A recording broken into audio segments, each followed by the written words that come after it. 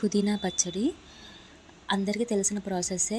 నేను ఎలా చేస్తున్నానో చూపిస్తున్నాను. ఒక కళాయిలో నూనె తీసుకుని వేగాక జీలకర్ర, మినప్పప్పు, శనగపప్పు వేపుకుంటామండి. వేగాక ఎండుమిర్చి కూడా వేసుకొని మన కడిగిన పుదీనా ఉంటుంది కదా మన దగ్గర, అదంతా వేసుకుని మగ్గాలి. కొంతమందికి ఓన్లీ పుదీనా అన్నా కూడా కొంచెం నచ్చదు. అటువంటి వాళ్ళు ఒక టమాటా వేసుకోవచ్చు. నేను టమాటా వేసి కూడా చేస్తానండి. అది బాగుంటుంటే అది కూడా టేస్ట్ చాలా బాగుంటుంది.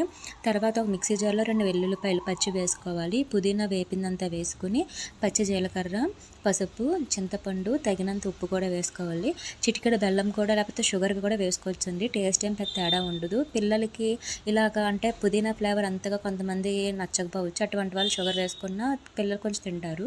వేసుకున్నాక బాగా మిక్సీ చేసుకున్నాక ఒక కళాయిలో కొద్దిగా ఆయిల్ వేసుకుని మన తాలింపు సామాన్లు ఉంటాయి కదా, ఎండుమిర్చి, జీలకర్ర, ఆవాలు అవి వేసుకుని ఇదంతా పేస్ట్ అంతా వేసి వేపాలండి. ఇలా వేపినప్పుడు ఏమవుతుందంటే ఒక 4-5 డేస్ నిల్వ ఉంటుందన్నమాట.